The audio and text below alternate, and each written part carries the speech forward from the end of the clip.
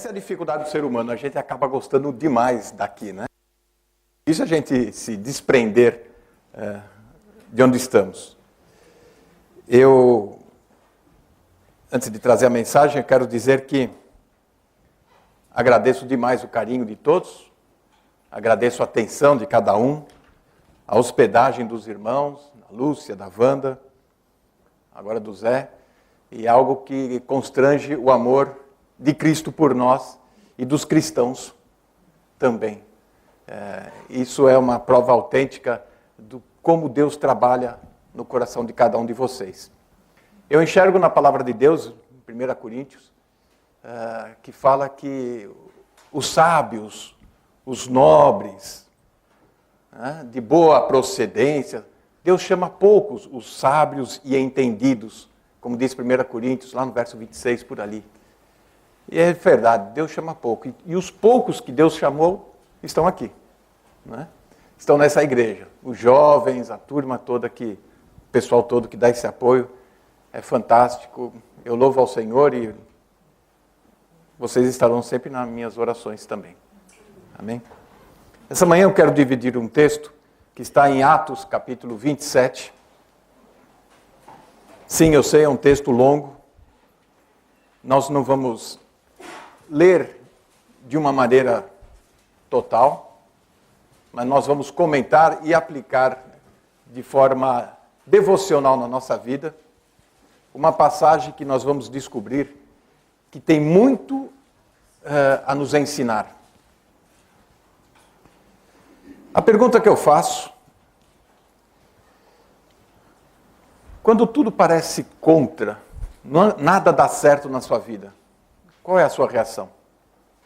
Tem hora que, como diz lá no Brasil, a coisa ruim nunca vem sozinha, né? Ela sempre vem acompanhada. Quando as coisas, tudo conspira contra, nada dá certo, nada está funcionando. Quando de repente os ventos começam a soprar contra e você começa a balançar, qual é a sua reação? Lá no Brasil, como aqui, todo telejornal sempre apresenta a previsão do tempo. Tempo amanhã será de sol, calor, etc, etc. Né? E aí a gente tá bom. Né? Normalmente eles erram, nem sempre acertam. Principalmente num país tropical, que é o caso do Brasil. Onde que de manhã tem um sol gostoso, quente, você sai para trabalhar, no final da tarde, de repente já vira tudo e vem um temporal forte. Não é? Principalmente nessa época do ano, às vezes faz as 4 estações no mesmo dia. Então quem sai para trabalhar já no carro já leva guarda-chuva, galocha, casaca, tem que estar preparado. E nós temos um inconveniente lá, porque sempre a previsão do tempo sempre traz esse comentário. Está vindo da Argentina uma frente fria. Daí vocês veem porque o brasileiro ama tanto os hermanos, né, do sul do país. Porque eles só mandam para nós frente fria. Chuva, tempestade. Né? E depois, no verão, os argentinos vêm participar da praia, do Brasil, do calor gostoso e etc. Bom, falando sobre esses assuntos de previsão do tempo, talvez a mensagem de hoje seria a previsão do tempo. Prepare-se, vem tempestade por aí. Capítulo 27 de Atos diz assim: E como se determinou que havíamos de navegar para a Itália, entregaram Paulo e alguns outros presos a um centurião por nome Júlio, da corte Augusta. E embarcando nós em um navio Andramítio, prestes a navegar pelos lugares da costa da Ásia, partimos estando conosco Aristarco, macedônio, da Tessalônica.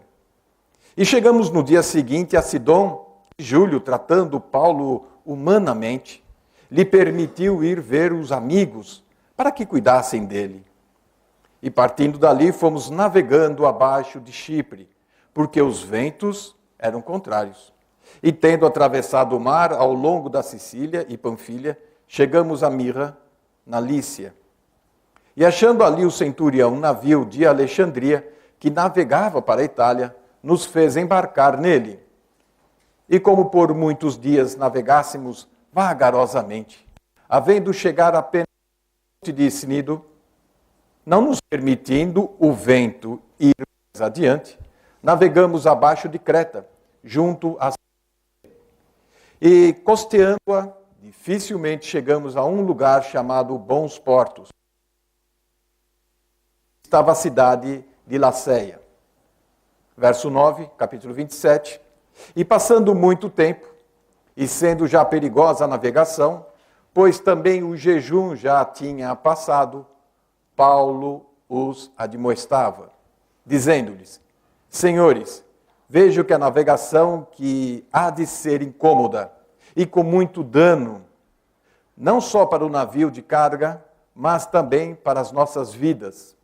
E o verso 11, mas o centurião cria mais no piloto e no mestre do que no que dizia Paulo. E a viagem segue. Nós vamos caminhar passo a passo e vamos fazer juntos esta viagem. Esta viagem de Atos 27, ela tem uma analogia dispensacional que não podemos desconsiderar. Ela mostra aqui alguns elementos: o mar, o navio, os ventos, o apóstolo Paulo, os amigos de Paulo, um centurião amável e 276 pessoas que vão a bordo. Logo, não era um pequeno barco, era uma grande embarcação com muita gente de tudo quanto é tipo.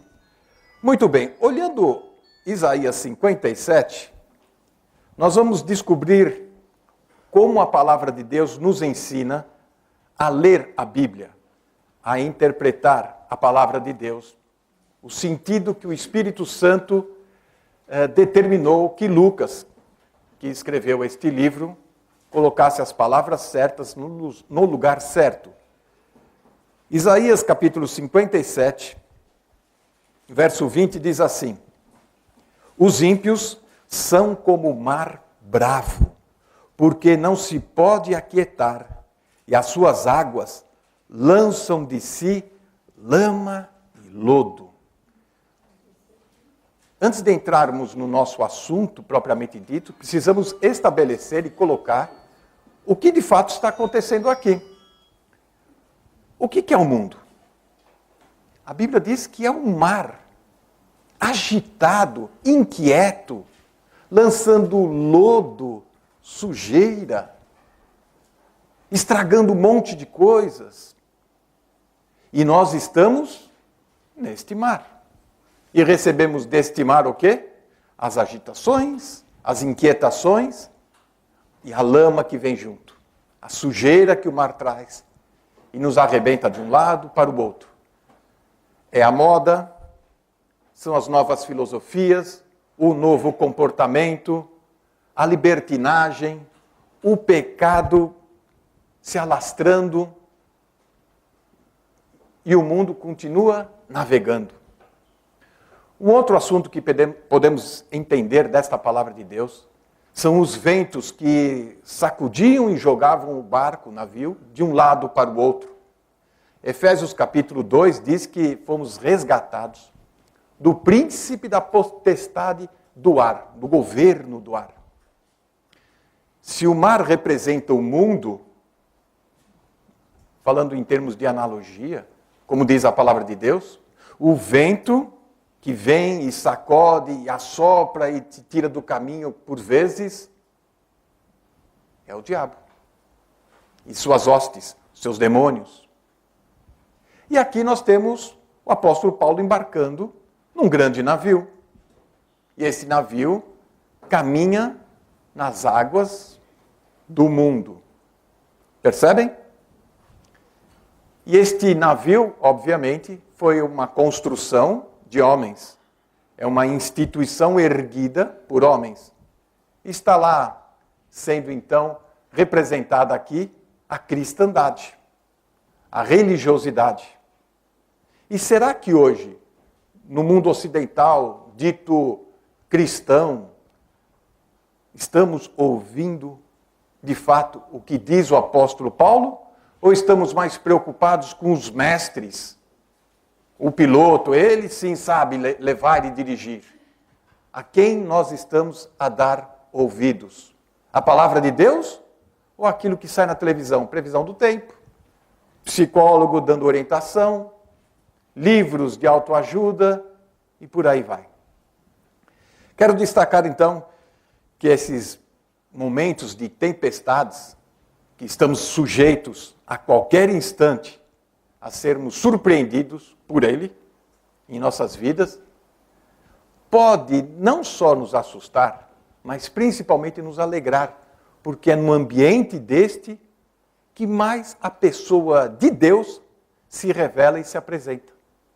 Quando a gente acha que Deus foi pego de surpresa, Deus não sabia, saiu do controle, agora Deus vai ver o que pode fazer para consertar a situação, nós vamos ver neste episódio como Deus se revela, se apresenta, sua pessoa no meio das nossas adversidades e tribulações da vida. Primeiro ponto, ou primeiro aspecto desta manifestação da pessoa de Deus, é que Deus trabalha em toda e qualquer situação, até mesmo nas tempestades. E nós podemos dizer a providência de Deus, a providência divina. O que é isso? O verso 2 diz assim: embarcando nós em um navio adramitino, prestes a navegar pelos lugares da costa da Ásia, partimos, estando conosco Aristarco, da Macedônia, da região da igreja de Tessalônica. Esse estando conosco mostra que tem mais alguém. Obviamente, é o Dr. Lucas, o médico, que escreveu o Evangelho de Lucas, primeiro volume, e o segundo volume, Atos dos Apóstolos. Escreveu Lucas. Nesse navio, Paulo está presente, Lucas e Aristarco. A providência divina é que você nunca anda sozinho. Deus está contigo? Amém, graças a Deus por isso. É a presença e a promessa do Senhor, Ele está conosco. Seja a situação que se apresenta.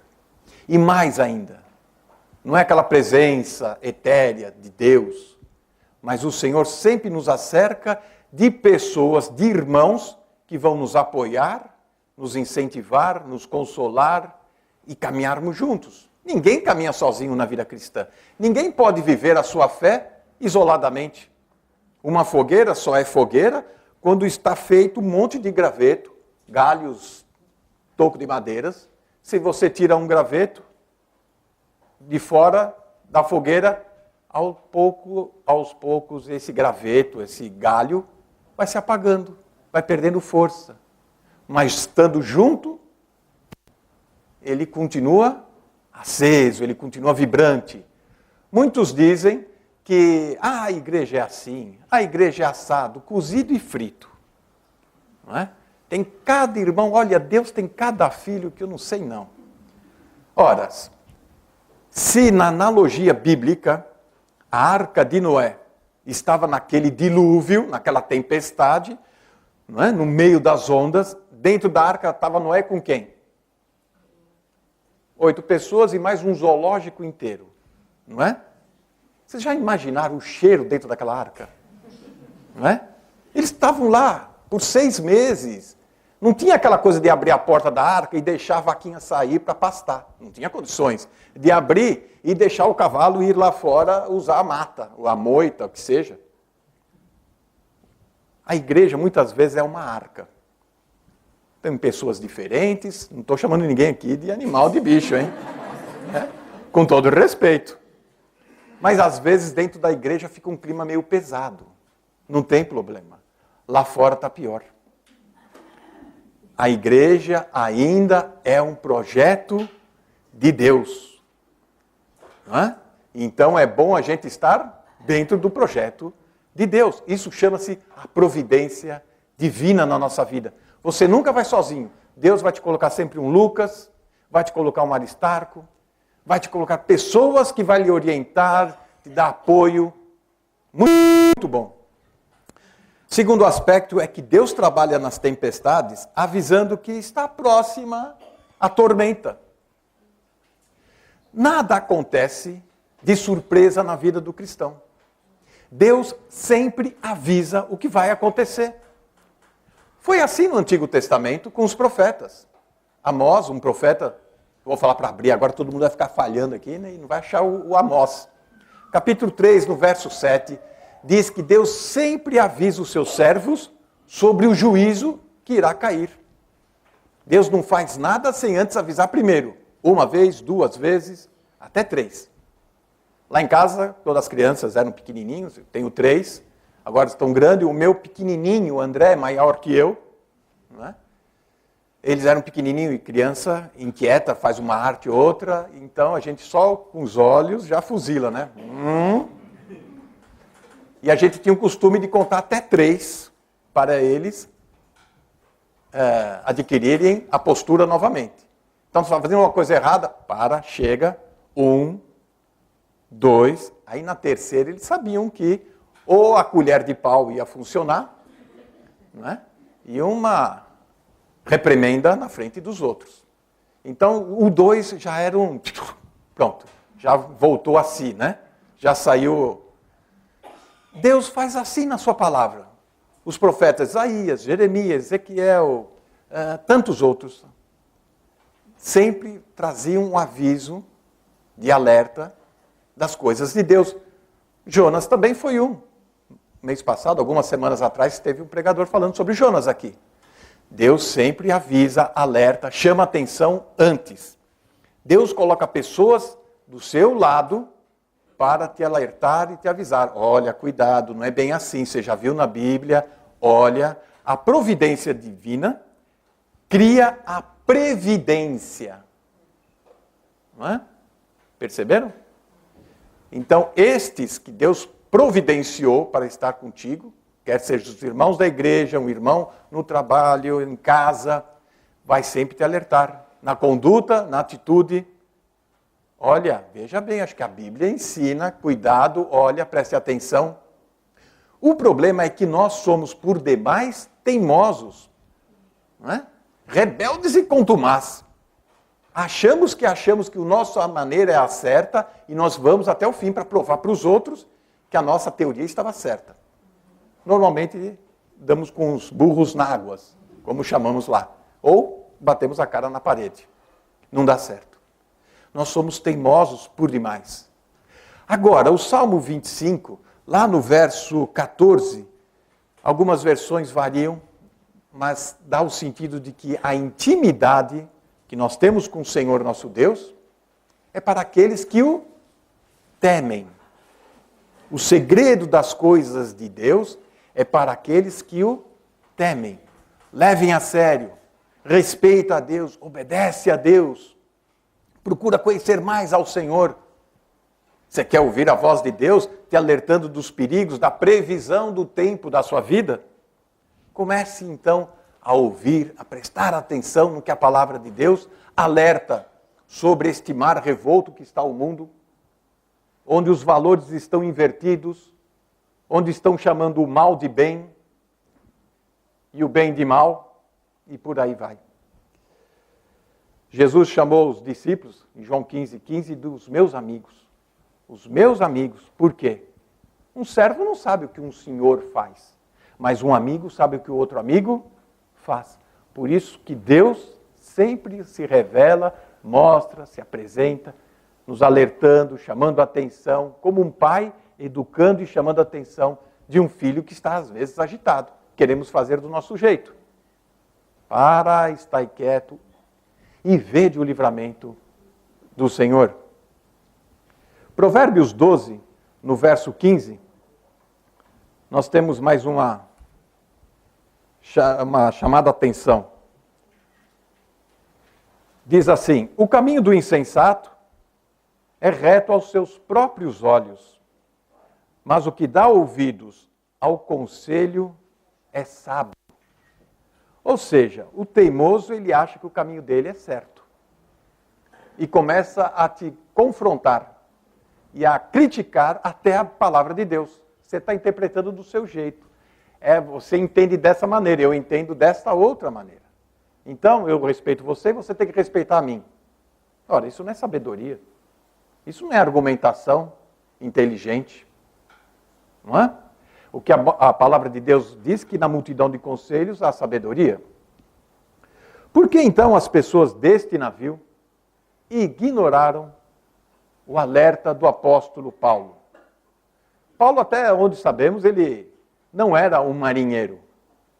Porém, pelas cartas, 2 Coríntios, capítulos 11, por aí, nós vamos encontrar Paulo falando que por muitas vezes passou por naufrágios, perseguições, prisões, apedrejamentos. Esta era a vida de Paulo. Se você humanamente olhasse a vida de Paulo, você ia dizer, lá vai um azarado. Onde ele pisa não nasce grama. A cidade onde ele entra, no dia seguinte já está preso. Se ele sai da prisão, ele leva uma pedra na testa. Se ele põe o pé no navio, o navio afunda. É isso que está em 2 Coríntios. Ele relata como é que era a vida dele. E esta experiência de adversidades na vida de Paulo o fez ser uma pessoa experiente. Quando ele viu o clima, quando ele viu a reação do mar, ele falou, isso não vai dar certo. Se a gente não chegar a Roma, a gente vai descobrir o Brasil hoje. Né? Porque a experiência, toda a adversidade, toda a crise que passamos, nos ensina alguma coisa. Alguns não aprendem nada com ela, aprendem apenas a murmurar e reclamar. Não é? Outros aprendem o que Deus quer ensinar no meio da tempestade, da crise, da tormenta. A gente fala no Brasil da tromba d'água. Talvez por causa do elefante, né? Tromba d'água, alguma coisa assim, não sei. Primeiro, eles deram ouvidos aos especialistas, o verso 11. Mas o centurião, que era uma pessoa humana, que tratava Paulo com humanidade, com carinho, com atenção, o verso 11 diz que ele preferiu dar ouvidos ao piloto, ao mestre, do que ao que Paulo dizia. E alertava, olha, essa época do ano, provavelmente aqui seria setembro para outubro, naquela época, com um equipamento limitado de navegação, e pelo vento euroaquilão, que eles chamavam, por isso que veio o nome Europa, de vento forte, não se navegava.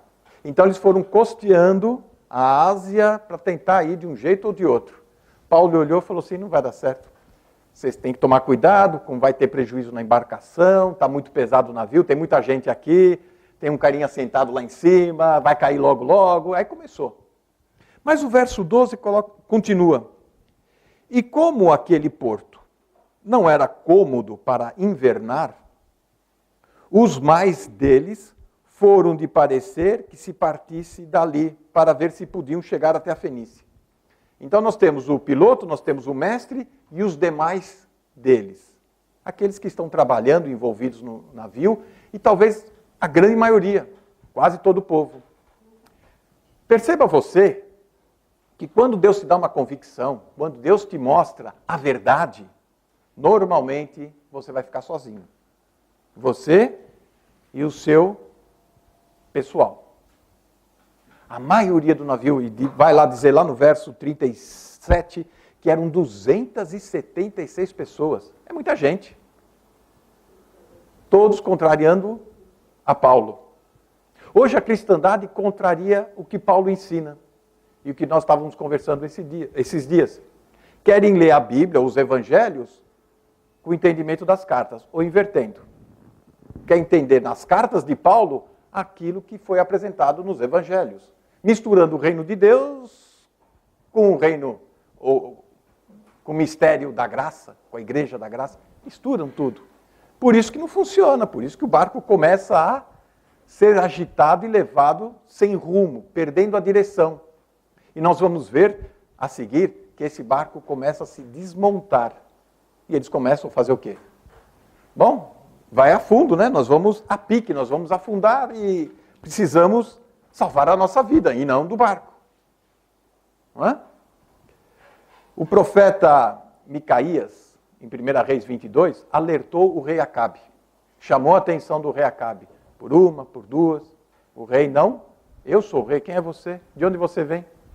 Não ouviu o profeta. Teve o fim que teve. Bom, já vimos a providência de Deus, a previdência de Deus, e agora nós vamos ver a proteção de Deus, que é o terceiro aspecto. Deus trabalha nas tempestades ensinando a limpar o convés, o porão, embaixo do barco. É o que eles fizeram no verso 18 até no verso 20. Nós vamos ver o que aconteceu. E andando nós, agitados por uma veemente tempestade, no dia seguinte, aliviaram o navio. Começa a jogar a mala, as coisas pesadas. A minha mala era pesada, eu pensando, esse avião vai subir. Aí eu olhei, vi um monte de cabeça na minha frente, eu falei assim, se não tem 276 pessoas nesse avião, mas no navio aqui que estava Paulo, tinha. E o meu avião também tinha por volta de 300 pessoas. Se cada pessoa está levando uma mala de 30 quilos, que é permitido, só de mala já está pesado. Fora as pessoas. E o negócio voa, né? E o pássaro voa. Na primeira dificuldade, o que se faz? Aperta um botão, abre uma porta lá no fundo e deixa as malas ir embora para aliviar o peso. É o que eles estão fazendo com o navio aqui. Estão aliviando o peso. E ao terceiro dia, nós mesmos, com as nossas próprias mãos, lançamos ao mar a armação do navio. Não estava adiantando. Lançaram fora o peso, a carga, e agora estavam lançando a própria armação do navio. As instituições, vamos colocar assim, de uma maneira, fazendo uma analogia do texto, estão se desfacelando, se desmanchando, não há mais estrutura familiar. Todo mundo quer ter a sua razão, o seu direito, a sua vida, a sua privacidade. Não existe mais a instituição família. Não existe mais o respeito dentro de casa. Deus tem duas instituições neste mundo. A família e a igreja.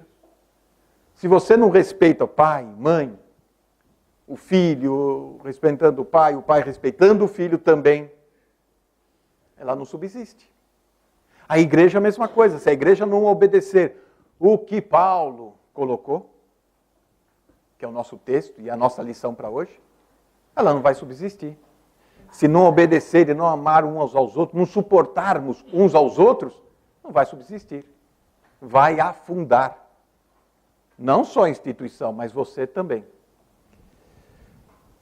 Pois bem, então nas tempestades, Deus revela a sua pessoa, o seu poder, o seu caráter e principalmente é uma tempestade dessa que sacode a nossa vida. Já ouviu essa expressão? Olha, aconteceu tanta coisa em casa. Olha, a minha vida virou um rebuliço. São essas tempestades que começamos a limpar aquilo que está pesando na nossa vida, aquilo que está pesando na nossa consciência, aquilo que nós estamos carregando como um fardo e que não precisamos carregar. Mas nós fazemos gosto disso, nós somos acumuladores. Conhece a expressão? Nós somos acumuladores. Tudo quanto é ideia de fora nós queremos, tudo quanto é novidade, moda, nós não fazemos uma triagem. Eu preciso disso, isso vai me fazer bem, isso vai atrapalhar o meu relacionamento com Deus. Nós queremos andar como todo mundo está andando. Não queremos ser diferentes, esquisitos. Não é? O navio aqui, vimos no verso 12, que a maioria deles falou, não, vamos seguir em frente. Deixa esse judeu, Paulo, Lucas, Aristarco, esses três falando, querem mandar no navio inteiro. É o que aconteceu. É nesta tempestade, é num momento como esse, que nós começamos a avaliar o que é prioridade na nossa vida.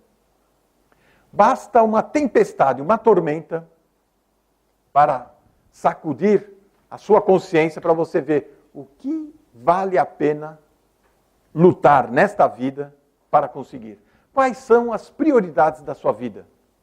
Muita coisa Deus permite nesta tempestade para você limpar o seu convés. Você desarmar vários conceitos, manias, vícios e jogar fora. Devolve para o mundo, devolve para o mar. E vai e volte-se para o Senhor. No Brasil, quando tem as tempestades no final do verão, é tempestade mesmo. Então, no verão, a gente prepara a casa, arruma o telhado, uma calçada, uma rua, ok, tá, perfeito. A gente olha e fala, muito bom. Mas na primeira chuvarada, na primeira tempestade, o asfalto levanta, o telhado quebra, há infiltrações, vem água por baixo, por cima, por todos os lados, aí você fala, puxa, não está legal. E aí, quando passa a tempestade, o que você vai fazer? Um reforço e gastar dinheiro. Né? Como não temos um Nando por lá, nós temos que gastar dinheiro chamando outras pessoas. Uma tempestade na nossa vida representa isso. Você acha que você está forte na fé, que você está firme, que você entende, que você sabe, que Deus te ama e que você já sabe alguns salmos de cor, alguns versículos, mas basta um pequeno vento, não é? E você já balança. Basta uma pequena trovoada, um ameaço e você já... Deus está me abandonando. Deus está me castigando. Não, Deus está te amando. Deus está te provando, Deus está querendo ver o que está dentro do seu coração para você se reforçar. Não se assuste quando você escutar que a sua vida está assim, que vai acontecer isso ou aquilo outro. Deus está trabalhando na sua vida. Deuteronômio, que é o 5º livro da Bíblia, que Moisés escreveu, depois do povo passar pelo deserto, uma viagem que poderia ter demorado 1 mês, 3 semanas, saindo do Egito, subindo a costa e entrando na terra prometida. Mas como é que eles conseguem passar 40 anos num deserto? Tá, sei, Moisés gostava muito de deserto, areia, areia, areia. O povo não estava preparado para enfrentar os inimigos, que estavam armados, treinados. O povo era escravo, não tinha habilidades com armas e não sabia se defender. Deus precisou levá-los para um outro caminho. Depois eles foram rebeldes, eles foram incrédulos, quando Deus apontou para eles entrarem na terra. E essa geração teve que ficar peregrinando, porque não confiava em Deus. Capítulo 8, no verso 2, verso 3, vai nos ensinar assim. E te lembrarás de todo o caminho pelo qual o Senhor teu Deus te guiou no deserto. Esses 40 anos, para quê? Para te humilhar, te provar, para saber o que estava no teu coração, se guardarias os seus mandamentos ou não. E te humilhou, te deixou ter fome, e te sustentou com maná, que tu não conheceste, nem teus pais conheceram, para te dar a entender que o homem não viverá só de pão, mas de tudo que sai da boca do Senhor, viverá o homem. Deus faz assim com a gente? Eu pensei que Deus só era amor, né? Que só era alegria, festa. Deus dá uma reprimenda assim, disciplina. O pai que ama o filho, ele disciplina, ele repreende, ele deixa de castigo quando faz arte. Para o filho aprender a obedecer o pai, aprender os valores corretos, certos, e crescer de uma maneira digna. Deus faz assim na nossa vida. Ele permite as tempestades, não para te assustar, não porque ele não tem controle da situação, mas exatamente por causa disso. Para mostrar para você o que vai no teu coração. Aqui na igreja é tudo bonito, né? Domingo, de manhã, todo mundo acorda disposto, coloca uma gravata, vem para a igreja, penteia o cabelo. Tem gente até que penteia o cabelo, né? E vem para a igreja, né? Outros passam até perfume, que já é um exagero, né? Mas eles vêm.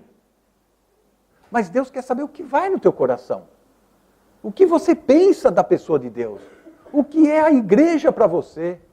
Quanto você valoriza a sua palavra. É prioridade na sua vida? Ou você vai jogar na primeira adversidade a Bíblia que você vai jogar fora? Ou você vai se apegar com o Senhor? Tem gente que faz o contrário. Né? Quando dava banho na bacia com a criança, tem gente que jogava fora a água, depois de dar o banho no bebê, jogando o bebê junto. Não é? Joga a água suja e o bebê junto. Tem gente que está fazendo assim com a palavra de Deus. Ah, minha vida está muito pesada, está muito difícil, eu estou correndo demais, não tenho tempo para ir na igreja, não tenho tempo para ler a Bíblia. Ah, está corrido. Depois que passar essa crise, depois que eu resolver alguns problemas particulares, depois que eu pagar uma certa dívida, Aí eu posso ir na igreja com calma, eu vou lá conversar com os irmãos, vou me alegrar, tomar um café, aí eu vou com vocês. Mas agora, por favor, nem liga mais, nem passa mais, não tenho tempo. Está fazendo o contrário. Você está se jogando na água. E aqui o texto mostra que eles colocaram fora a carga pesada e a armação, que seria a filosofia, as constituições que nós carregamos, que aprendemos do mundo, joga fora. O que tem que prevalecer, as suas prioridades. Quais são? O Senhor. Buscar primeiro o reino de Deus, as outras coisas vão ser acrescentadas. As crises revelam as nossas prioridades.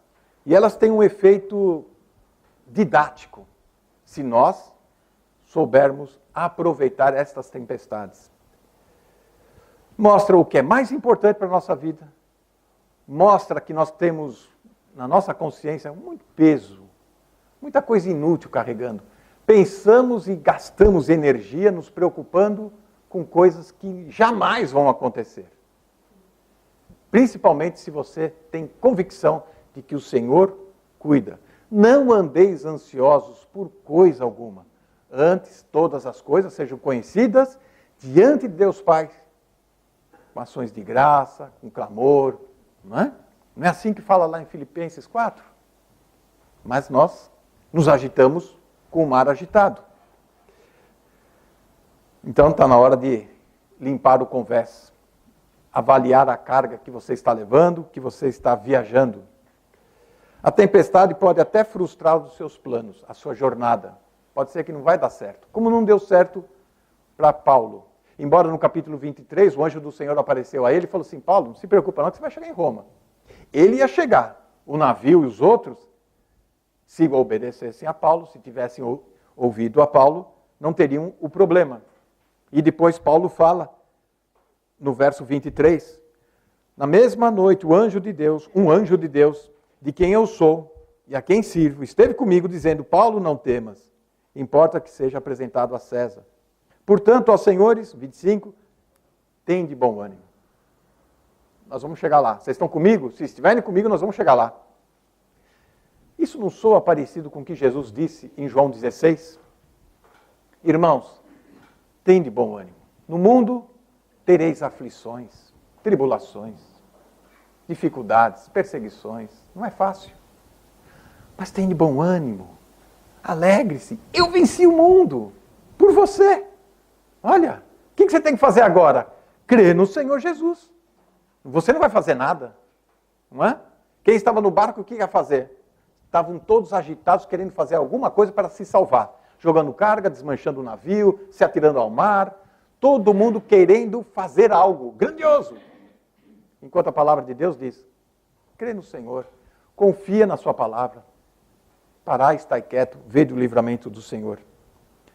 A tempestade frustra a sua jornada, mas não frustra os planos de Deus. E eu quero terminar citando o livro de Jó, que depois deste sim passar por uma tormenta, uma tempestade forte na vida dele, vocês conhecem o sofrimento de Jó, ele teve um encontro, ou seja, a tempestade revelou um lado que ele não conhecia de Deus.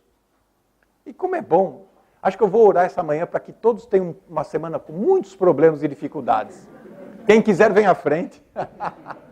Nós não queremos isso, pelo contrário. Ai, ora, Senhor, vamos orar para que seja tudo calmo. Vamos orar para que o Senhor camine, leve a nossa vida.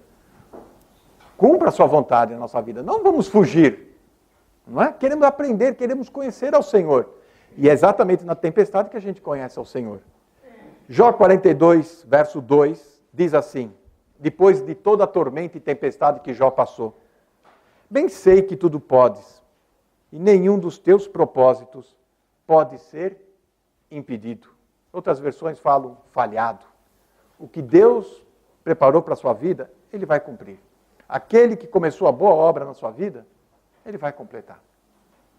Para isso, precisamos ouvir o que o apóstolo Paulo está dizendo, e não os especialistas.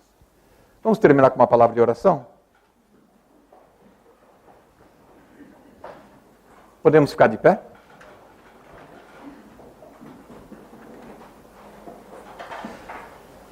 Te louvamos, Senhor, e nos achegamos na Tua presença com o coração agradecido, sabendo que o Senhor está sempre presente conosco, seja nos bons momentos, nos maus, seja na bonança, na fartura, seja nas dificuldades, nas tempestades.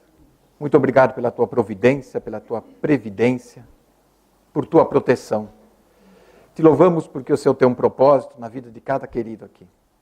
E rogamos a Ti, Senhor, que cada um aqui possa se inclinar a crer, a ouvir as Tuas palavras. E assim, ter uma fé fortalecida e caminhar firme contigo, Senhor. Sabemos que o Senhor tem algo bem melhor para nós do que nós queremos e pedimos. Sabemos que o Senhor tem reservado coisas grandiosas, mas nós não queremos desistir no caminho e nós não queremos ficar reclamando e murmurando. Venha nos ensinar a mostrar o que vai dentro do nosso coração, ó Deus, e através das circunstâncias e das situações da vida, que possamos ver a Tua mão, o Teu poder, o Teu caráter se manifestando, revelando o Teu amor, a Tua graça. Abençoa esta igreja com a Tua paz, Senhor. Derramando a Tua graça a cada um querido aqui, nesta liderança, na juventude, a cada senhor, a cada senhora. Que eles possam ser em seus lares uma testemunha viva, presente, possam manifestar a sua beleza, Senhor. No nome santo de Jesus que nós oramos. Amém.